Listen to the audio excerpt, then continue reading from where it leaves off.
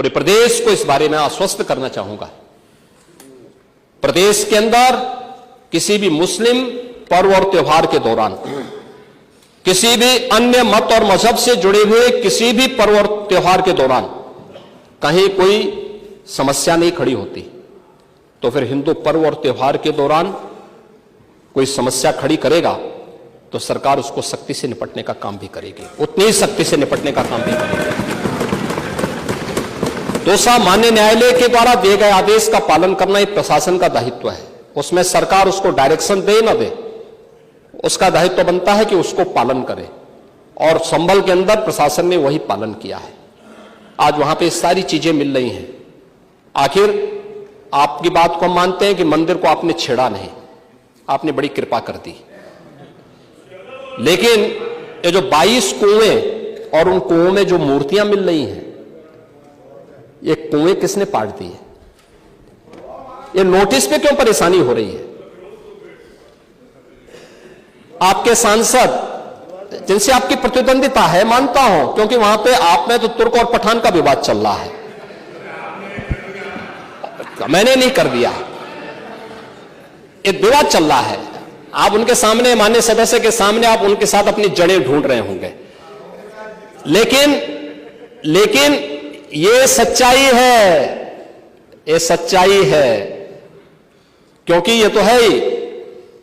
सकीफुल रहमान बर्क कभी भी अपने को ये नहीं बोलते थे कि मैं भारत का नागरिक हूं, वो तो कहते थे मैं बाबर का संतान हूं, वो बोलते थे। आप भी मानते हो किस बात को? अब आपको तय करना है कि आक्रांताओं को अपना आदर्श मानते हैं या राम कृष्ण और बुद्ध की परंपरा को अपना आदर्श मानते हैं। भारत के अंदर राम कृष्ण और बुद्ध की ही परंपरा रहेगी, बाबर और औरंगजेब की परंपरा नहीं रहेगी। बहराइच की घटना में या संभल की घटना में प्रशासन की कार्रवाई पूरी ईमानदारी के साथ, पूरी न्याय संगत तरीके से आगे बढ़ रही है। हम लोगों ने संभल की घटना को लेकर के एक जुडिशियल कमीशन गठित किया है। जुडिशियल कमीशन वहां विजिट कर रहा है, लगातार लोगों के बयान भी लेंगे, सभी पक्षों की बात को भी सुनेगा, सच को सामने लेके आएगा। लेकिन आपके अनावश्यक पत्थरबाजी से या फायर करने से, इल्लीगल आर्म से फायर करने से वहां पर शांति बहाल नहीं होने वाली है। और आप सौहार्द की बात कर रहे हैं, आप बोल रहे हैं पुलिस छावनी में बदल दिया। अब देखो रहे धार्मिक स्थल से बिजली चोरी, यानी बिजली के मिनी स्टेशन संचालित हो रहे हैं। हम तो ये सोच रहे थे कि मिनी स्टेशन पावर कारपोरेशन ही चला रहा है। अब वहां पर कई मस्जिदें ऐसी पाई गई जिन मस्जिदों के ऊपर एक इल्लीगल सब स्टेशन बना करके वहां से कनेक्शन बांटे गए थे लोगों को फ्री में। लाइन लॉस प्रदेश के अंदर, उत्तर प्रदेश के अंदर लाइन लॉस पावर कारपोरेशन का ये 30 से कम है। और संभल कस्बे में वहां पर 2 मोहल्ले हैं, एक दीपा सराय और एक मियां सराय है ना। इन दोनों में लाइन लॉस 78% और 82%। देश के संसाधनों में कैसे लूट होती है। और अगर प्रशासन अपने कर्तव्यों का निर्वहन कर रहा है, वैसे तो कहेंगे प्रशासन कोई कटघरे में खड़ा है कि प्रशासन चोर है, चोर है, चोर है, और प्रशासन उसी चोरी को पकड़ने के लिए चला जाए तो अत्याचार है, अत्याचार है, अत्याचार है। कहां से अत्याचार हो जाए? अरे यही सच्चाई है, उस सच्चाई को उजागर किया जा रहा है। और याद रखना, सच्चाई जब सबके सामने आती है लोगों को बुरा लगता है, क्योंकि जो सच्चाई स्वीकार नहीं कर सकते, जो बराबरी नहीं कर सकते, वे बुराई करते हैं। और यही बुराई आप कर रहे हैं। आपकी बुराई में न्याय नहीं झलकता, सत्य नहीं झलकता, ये पक्षपातपूर्ण है। और मुझे लगता है इससे लोकतंत्र की व्यवस्था मजबूत नहीं होती है, कमजोर होती है। आप तो सबको कटघरे में खड़ा करते हैं। मुझे आश्चर्य होता है कि आखिर आप मानते किसको हैं? आप मानते किसको हैं?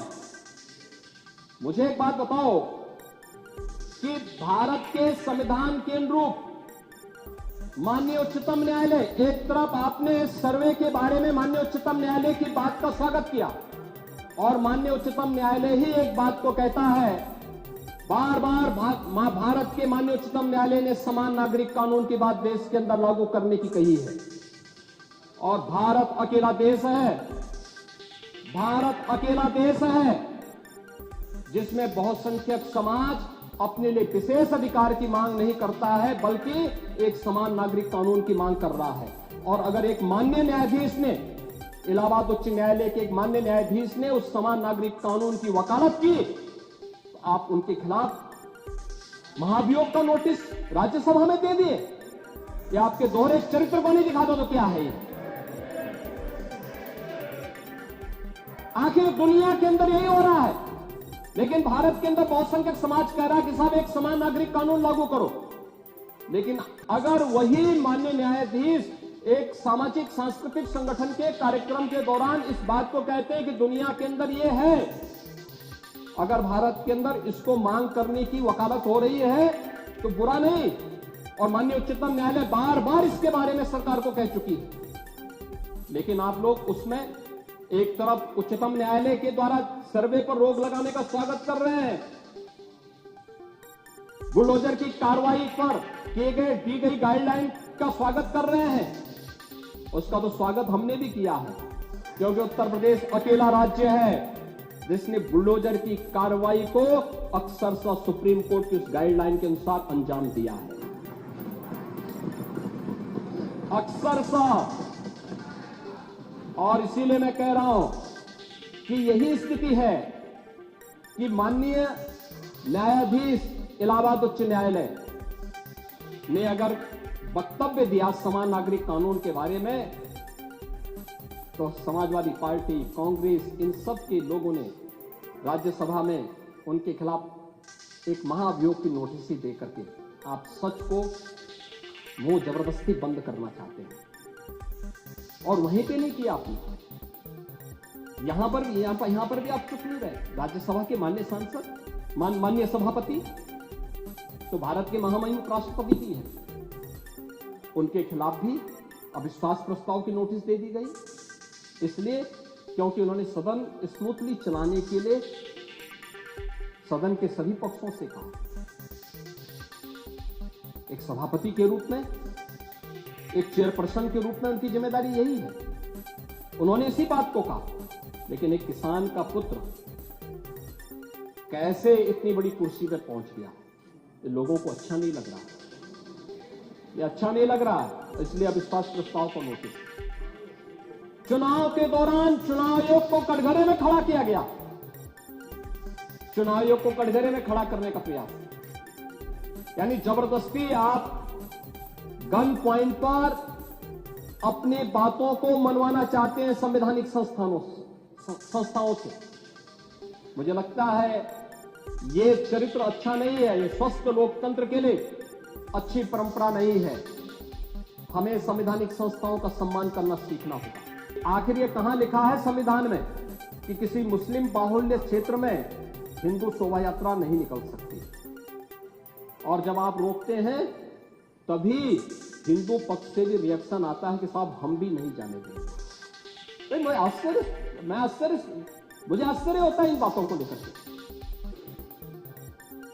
कि मस्जिद के सामने से नहीं निकलने देंगे। क्यों नहीं निकलने देंगे?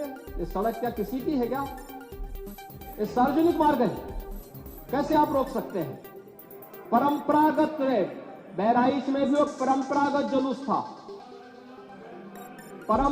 जुलूस था, वही मैं कह रहा हूं, परंपरागत जुलूस था, और उसी परंपरागत जुलूस को आगे बढ़ाने के लिए सारे कार्यक्रम संपन्न हुए, आगे भी संपन्न होंगे।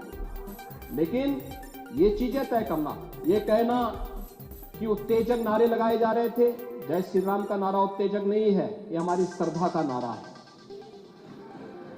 हमारी आस्था का प्रतीक है। कल मैं आपसे कहूंगा कि अल्लाह अकबर का जो स्लोगन है, ये हमें अच्छा नहीं लगता। नहीं, आपको हम रोकें तो क्या आपको अच्छा लगेगा? नहीं, आपको नहीं, मुझे मतलब होने की आवश्यकता ही नहीं, मुझे आवश्यकता ही नहीं इसकी, नहीं, मुझे इसकी आवश्यकता ही नहीं है। मुझे मुझे इसकी आवश्यकता ही नहीं, क्योंकि मेरी तो विरासत इतनी लंबी चौड़ी इतनी प्राचीन है कि मैं उस परंपरा को ही लेकर के चले जाऊं। मैं जय श्री राम का नारा, हर हर महादेव का नारा और राधे राधे राधे राधे के संबोधन से ही अपना पूरा जीवन काट सकता हूं। मुझे किसी और स्लोगन की आवश्यकता ही नहीं है। मुझे कोई अन्य नारे की आवश्यकता ही नहीं है, कोई अन्य संबोधन की आवश्यकता नहीं। लेकिन मैं आपसे कहना चाहता हूं, कल कोई आपसे कहेगा, कोई हिंदू भी ये कहेगा कि साहब हमें भी परेशानी है, आप लोग मत बोलिए, क्या आपको अच्छा लगेगा? और कोई भजन गाया जा रहा है, आप उस भजन को अश्लील कैसे कह सकते हैं? कैसे कह सकते हैं? कांवड़ यात्रा में क्या अश्लील गाने बजते हैं?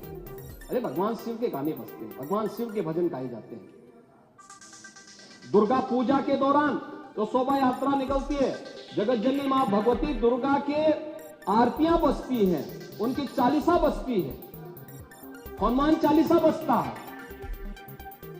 ये हमारे यहां शक्ति के प्रतीक भी है और भक्ति के प्रतीक भी है। नहीं तो वही तो ऐतराज है, समस्या तो उसी बात को लेकर के है, सारा विवाद तो उसी बात को लेकर के है, सारा विवाद तो उसी बात को लेकर के है। और मुझे लगता है आपने बाबरनामा पढ़ा होता तो आप मुझसे बहस करते ही नहीं, जिसमें स्वयं मीर बाकी के द्वारा हरिहर मंदिर तोड़ने का जिक्र किया गया है। क्या बात करते हैं आप? और मुझे लगता है ये जितने लोग यहां पर हैं, ये वहां पे कोई नहीं रहा होगा, लेकिन आपके फोरफादर और फोरफादर के आगे की पीढ़ी उसकी भुक्तभोगी रही होगी, इसलिए आज इस स्थिति में आप लोग आते हैं। कुंदरकी में लोगों का एहसास हुआ है, एक दिन एहसास आपको भी होगा और जरूर होगा। और इसीलिए मैं आपसे कहना चाहूंगा कि ये सनातन की जीत है, जो कुंदरकी की जीत है, ये भारत की वास्तविक जीत है, ये भारत के संविधान की जीत है। आज प्रदेश में जब सर्वत्र सुरक्षा का एक बेहतरीन माहौल है और 2025 में जब उत्तर प्रदेश को एक गौरव प्राप्त होने जा रहा है कि दुनिया का सबसे बड़ा आध्यात्मिक और धार्मिक सामाजिक जो उत्सव हो, एक महापर्व है महाकुंभ प्रयागराज, जिसमें पूरी दुनिया का एक समागम होने वाला है, जब इसे आयोजित करने का अवसर प्राप्त हो रहा है, तब मैं विपक्ष के अपने साथियों से कहना चाहूंगा कि प्रदेश के माहौल को अपने वक्तव्यों से और अपने करतूतों से कृपया खराब न करें। प्रदेश आगे बढ़ना चाहता है, विकास के अपने लक्ष्यों को प्राप्त करना चाहता है, लेकिन मैं इस बात के लिए आश्वस्त करूंगा कि 25 करोड़ जनता को सुरक्षा देना, उनकी हर प्रकार से हिफाजत करना, ये प्रदेश सरकार की जिम्मेदारी है। लेकिन अराजकता, पत्थरबाजी और किसी भी इस प्रकार के आदेश के खिलाफ जो माननीय न्यायालय ने आदेश किया है, उसके बाद भी कोई कानून को अपने हाथों में लेकर के कानून को ठेंगा दिखाने का प्रयास करेगा, तो सरकार उससे सख्ती से निपटने का काम भी करेगी। और वही सख्ती वहां पर आवश्यक है जहां पर लोगों ने माहौल खराब करने का प्रयास किया है। एक भी निर्दोष नहीं जाएगा। जितने भी विजुअल्स होंगे उसके वीडियो फुटेज हैं, गोली चलाते हुए, कट्टा लहराते हुए, तलाशी के दौरान पत्थरबाजी करते हुए, घरों के छतों के ऊपर जो पत्थर रखे गए हैं, ये सारी विजुअल्स हमारे पास हैं और उसके अनुरूप ही कार्रवाई होगी। हां, ये जरूर आश्वस्त करते हैं कोई निर्दोष के खिलाफ कोई कार्रवाई नहीं होने वाली, अब तक नहीं हुई है, आगे भी नहीं होगी, लेकिन कोई दोषी होगा उसको कोई बचा भी नहीं पाएगा। यह भी मैं इस सदन के माध्यम से पूरे प्रदेश के अंदर बहुत स्पष्टता के साथ कहना चाहूंगा कि सरकार की जीरो टॉलरेंस की नीति पहले दिन से है। अपराध और अपराधियों के प्रति, दंगों और दंगाइयों के प्रति वही जीरो टॉलरेंस की नीति के साथ सरकार कार्य करेगी। संभल की घटना या कुंदरकी की जीत, जैसे ही आपके खटाखट की असलियत सामने आई, जनता ने कहा सपाचक। उपचुनाव में 9 में से 7 तो भारतीय जनता पार्टी और एनडीए गठबंधन जीता है। और यही नहीं, सीसामऊ और करहल, याद करिए 2022 में समाजवादी पार्टी ने करहल में 70,000 से लगभग 67,000 से जीती थी। इस बार वह मात्र 13-14 हजार तक आ गई है। वो भी चच्चू थोड़ा वहां पे कृपा कर लिए, नहीं तो वहां भी सपा चढ़ तय था। अगली बार होगा, अगली बार होगा चच्चू। अरे आप चिंता मत करिए, देख लेना, अगली बार कुछ नहीं रहे, बहुत ज्यादा रहे। अगली बार सीसामऊ में भी बाल बच गए, और इसलिए इस बौखलाहट में कि कुंदरकी में लोगों को अपनी जड़ें याद आने लग गई हैं। अब आपने देखा होगा उन लोगों के वक्तव्य को, डिजिटल मीडिया में थोड़ा अवलोकन करिए और देखिए वहां पे जब लोग चिल्ला के बोल रहे हैं कि इन विदेशियों से पिंड छुड़ाना है, क्या बोल रहे हैं लोग। सबको अपनी जड़ें याद आने लग गई हैं, और मुझे लगता है जिस दिन इकबाल महबूब जी को भी अपनी जड़ें याद आएंगी, वह भी फिर यही बात बोलेंगे जो इधर के माननीय सदस्य कह रहे हैं।